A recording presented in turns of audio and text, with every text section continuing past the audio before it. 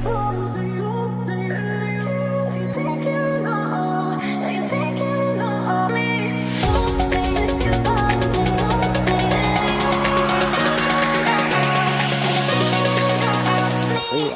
magandang morning umaga.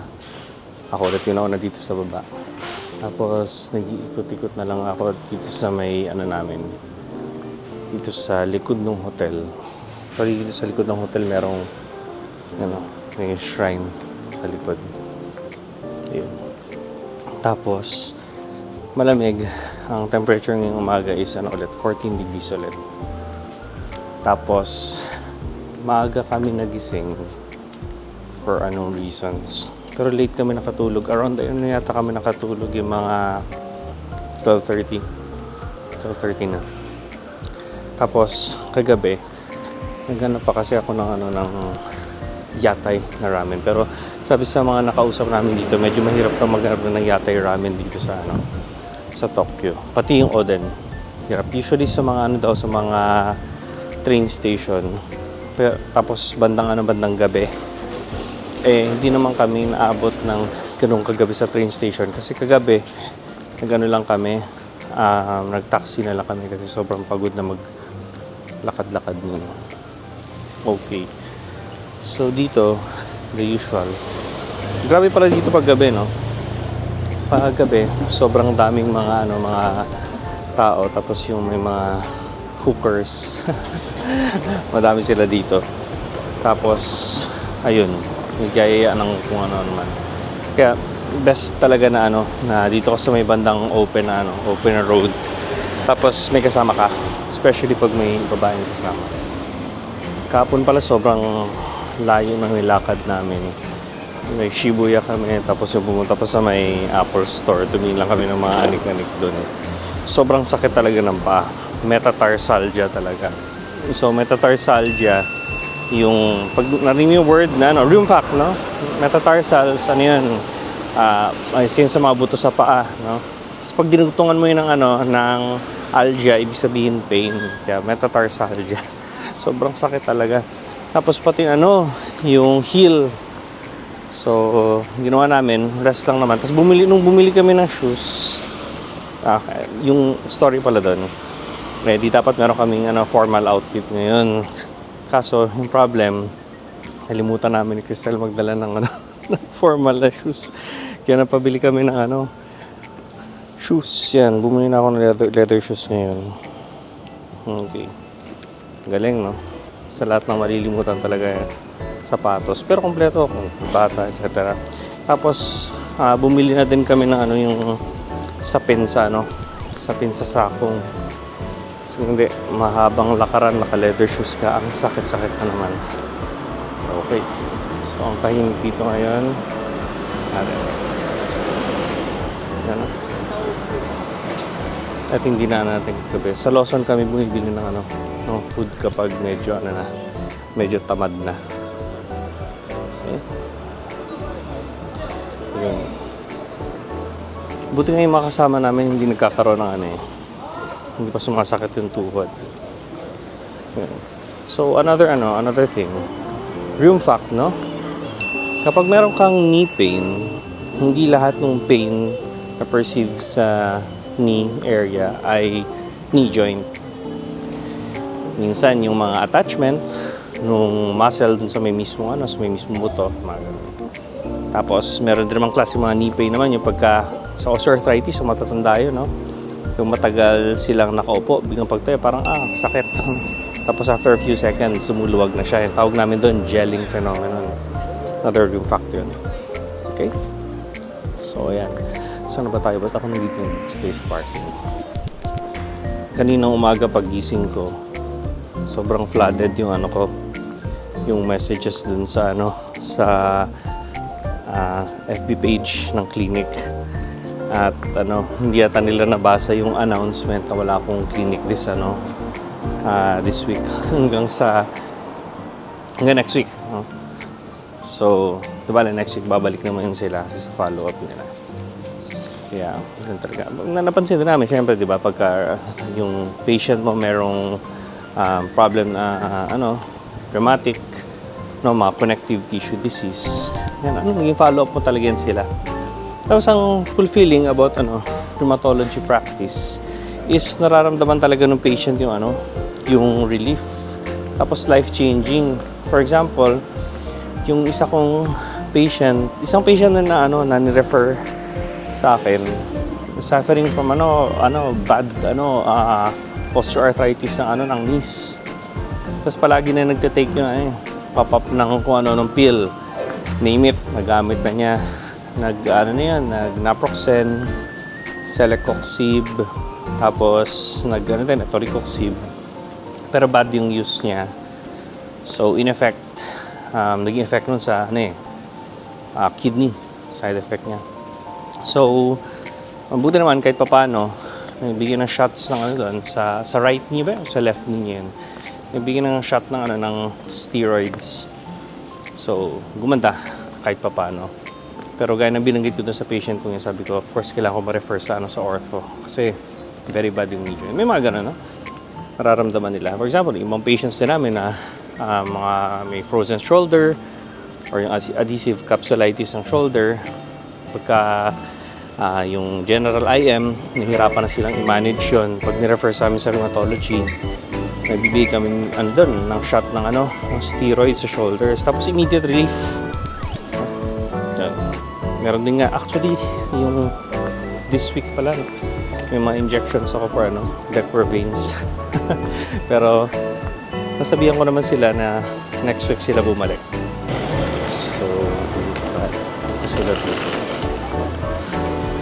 Daikoku Durag. So, pharmacy, the drugstore. Hindi tayo ng mga souvenirs. Ito parang astig yan. Ready to fight kung ipapapogi ka. Chopsticks. Ano ba? Malog talaga siya.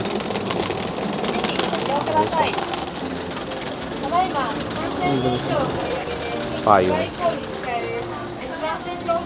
Tingin tayo ng mga products sila. Naalala ko tuloy isang NSAID patch na meron tayo sa Pinas. Galing siya sa sa Japan. Okay. Nice. Marami silang patches dito. Oh, well, of course, yung Japanese naman talaga na ganun. Maka-invento ng patches.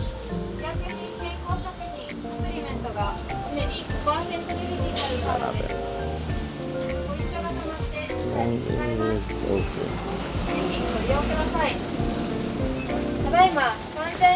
Hindi naman ako nakita ang bibili. Siguro pagka sa day 4 and 5, magsa-start na makaramdam ng rayuma yung mga tao, so bibili namin ng patches. Hindi ako fan ng Salon Pass kasi hindi siya tumatalab.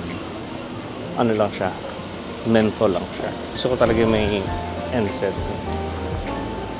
Funny nga dyan kasi yung mga pre-prepare ko ng mga medications na topicals, like yung Ketoprofen gel, Esflurbuprofen patch para sa mga kasama ko may rayuma, hindi naman namin nadala. Sobrang excitement kasi. So, sinuna talaga namin yung pang costume namin. It's cool. Ito hindi namin ito nadaanan. Siguro pupuntahan namin ito mamayang gabi. Yan. Sa may alley dyan. Marami akong gusto mong try na pagkain dito sa Japan. Ayoko yung westernized na pagkain Japan. So talagang traditional nila na Japanese food. Okay. Ano to? Convenience stores. Convenience store tawag na dito, Kombini. So, nandito kami ngayon sa Deluxe Taxi. Anong lugar nga ito? Ebina. Sa Ebina. Okay. So, ang ganda nung ibig sabihin ng name niya. Old name ng sea. Tapos, punta lang kami dito. Tapos, ikot na ulit kami.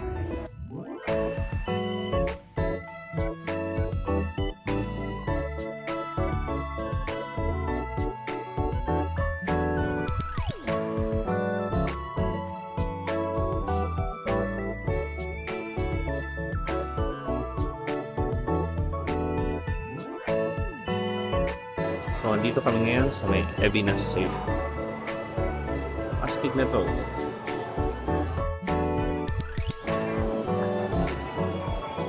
Tapos, pag-order ka dito, yun ka-order. So, bibigyan mo lang yung receipt. Sarap. Ikaw pipili yung sarili mong topping. Okay. Nantay na lang natin sila. Tapos, Odama City.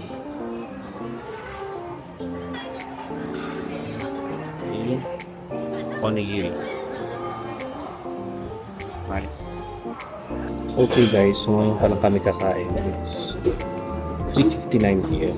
So kakain kami ng soba. So samahan niya na lang kami. Late lunch. Late lunch. Super late. Ilan yung parang paano? Kailangan ba? Yung parang kitabaw?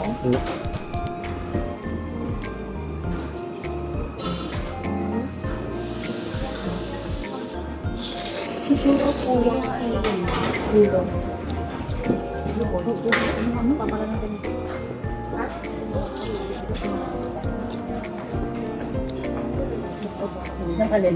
Puro.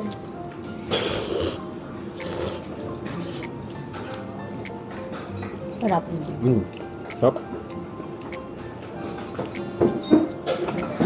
Meron na kayong parang Gusto ko dito sa Japan.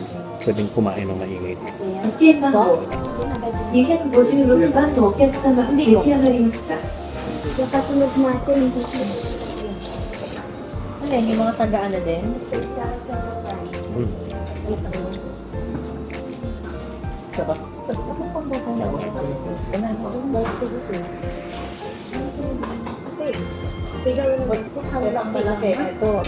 Meron mo siyang reklamo doon. 券番号261番のお客様出来上がりました。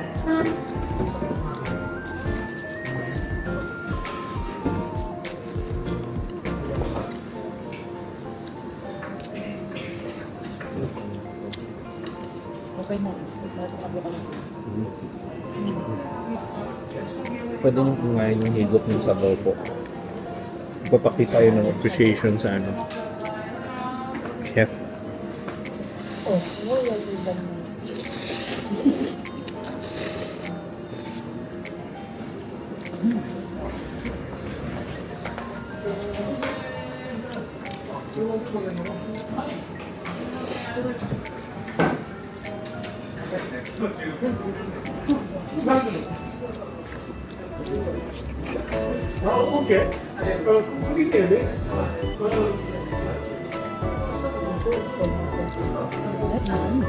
Hindi.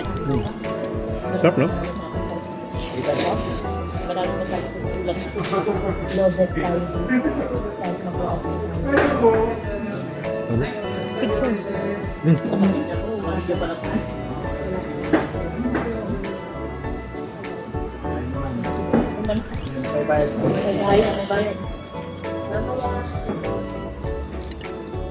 Grabe guys. Marami ko nakain. Kinain ko, hindi lang sa akin. Pati sa tira ng misis ko. Mali kasi yung order ko. Ako din ang Ako ulam lang. Ako din yung umubos lang. May rice pala. Ma-overwhelmed din yung dalawa dun, oh. Ako din. Gaya-gaya kasi sila ng order. Tumabi kasi sila sa amin. Akala nila yung ginawa namin tama. Pag gaya-gaya talaga napapahamak. Okay.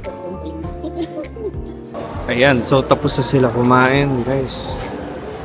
Busog na busog yung mga yan. Ang daming ano yan, ang daming sabaw. Tapos sarap ng noodles. Soba. So yung kinain namin ngayon, buckwheat noodles or soba. Isa sa mga favorite na classic dishes sa mga mga Japanese. Alam niyo yun, yung color brown na noodles can be served as cold, pwede namang siya, hot siya. So usually pag cold siya, din-dip siya sa dipping sauce, tapos yan, kain. Yung hot naman usually nakababad na yung noodles yun sa may mismong sabaw, tapos meron siyang spring onions, tapos minsan meron ng mga pwedeng assist, nakakainin yun. Meron siya nakababad doon ng mga tempura, tapos anything gusto. Yan. So, awaiting na lang kami kina Mama Jo, kina Papa. Tapos na yung food nila. Tapos salisa kami in a while. Okay, so nandito na kami. Ang sasakyan namin ay ito. Yung Rapid Express Shinjuku. Export is 10 minutes from now. So, hindi pa dito. 10 cars lang daw. Hmm. Hanggang number 10 ng car. Kasi kapag hindi magkakat siya. Yun.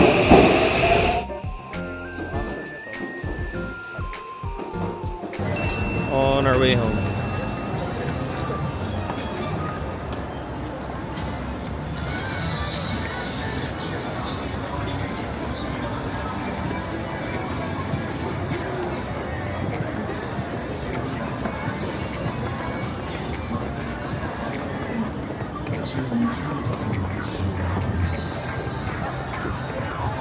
Ang busy ng Shinjuku, no? Wow. Okay, so yung next aming hahanapin ngayon yung sapatos ko. Sapatos sa Converse. Classic na green. So, kaso, Buhay na buhay ang ano, no? Yung gabi, no?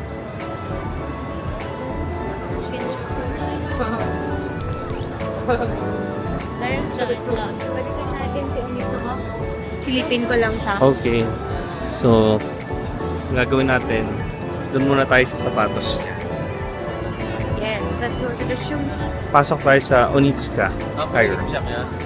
Sobrang mahal na siya sa Pilipinas niya. Ah, ganun.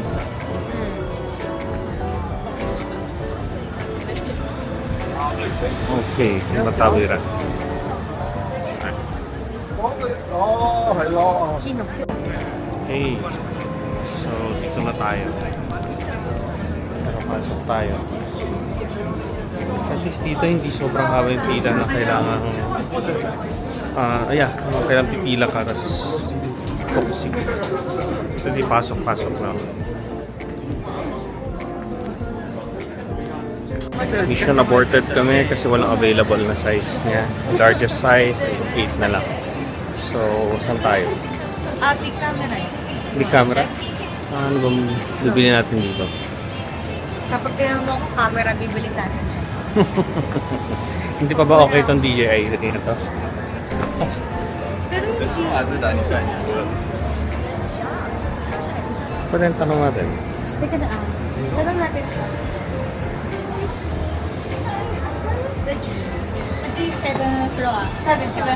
Thank you! Okay, nga. So, pasok tayo sa Uniqlo. Tapos, 7th floor. Tignan natin, paano lang. Libre naman pumasok. Okay guys, wow. Akala ko Uniqlo pinasok namin. Pero pagkakit namin sa 3rd floor, bigla naging big camera. 4th floor para to. Big camera. Ayun o, Cruise Gadgets.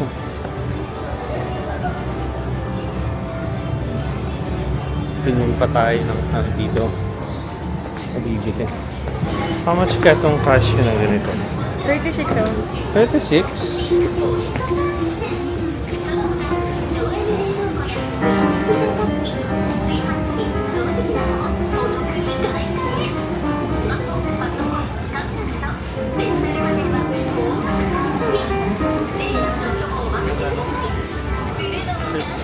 Ay, Roland it. Parang mas maganda pang Roland.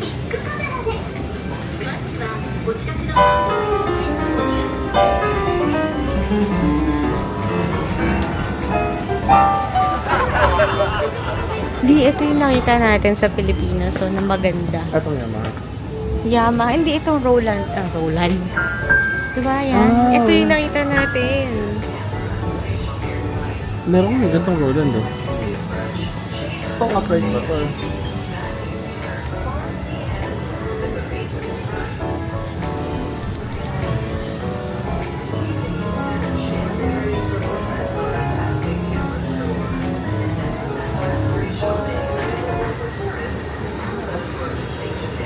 Sige, akyat naman tayo.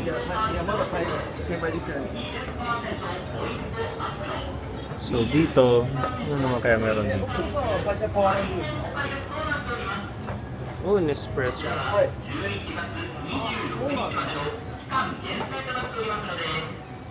Kapihan. Nice. Appliances. Bakit kami ulit sa fun? Mga laman dito, mga laruan. Ayan.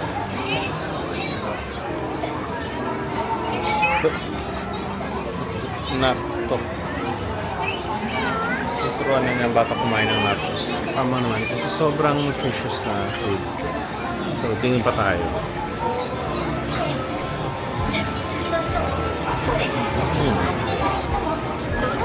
Ano to? Wala na.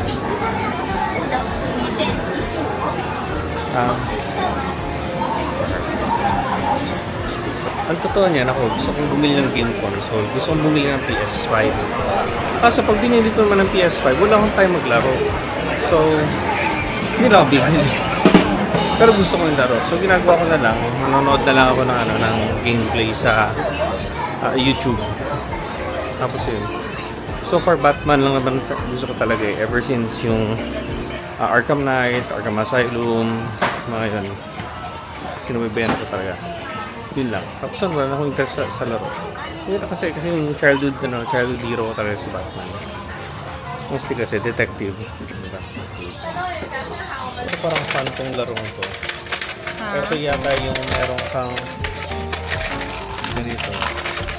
Oh, yan yun. Tapos, ganun tama ba? Mga ginagawa. So, hindi namin natapos yung vlog namin dun sa mall. Hindi kami nakabili ng Onitsuka Tiger na shoes, pero nandito kami ngayon sa isa tayo. So, umorder kami ng Oden. Oh, Oden. Oden, wow! Oden. Yan siya.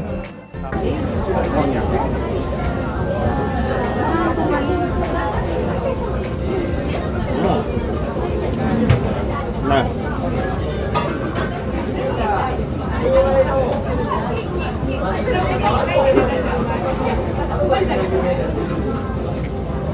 Kaya. Hi, Japanese. Okay.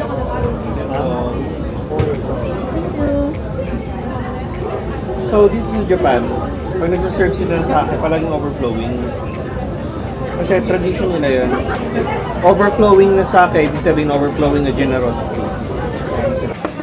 Ah, sarap.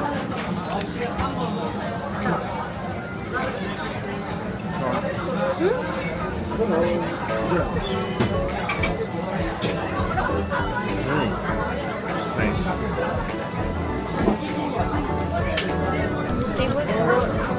Try natin ang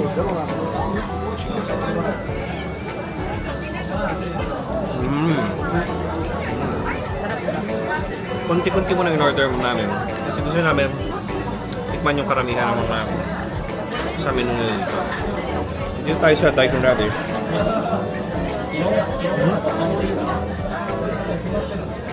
So Daikon. Spring.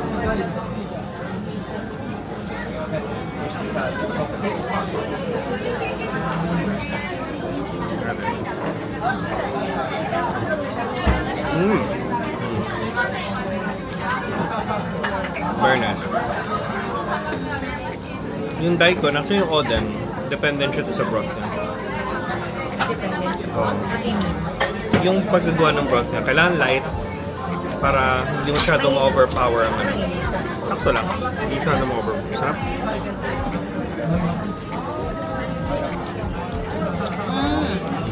Okay ba? Okay. Ito sa table charge nila. So no choice. Kahapon pa to. Ito kainin namin. Ganun pala siya sa Japan record. So table charge. Okay lang. Next naman natin try. Okay, thank you. Next naman natin try yung kanilang fish cake.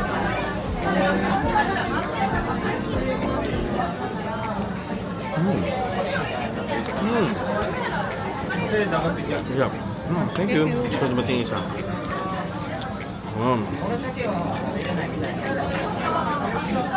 Uy, hindi tayo napunas ng kamay. Ayun natin.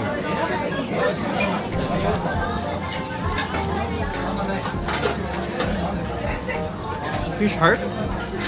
Ha? Fish heart. Chicken heart? Chicken heart. Chicken heart. Fish heart. Let me try.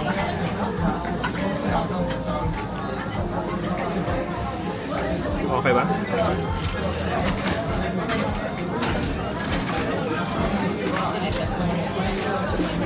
So sa izakaya, ideally, meron ka talagang drinks na nabibitin.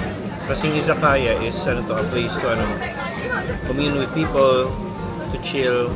Tapos sa mga Japanese naman talaga pag may sila, nagwa-wine talaga sila or beer. Okay, tamang chill lang. Papakwento pa rin. Ayan, di ba? Ubusog na kami. So, ubus ang sake.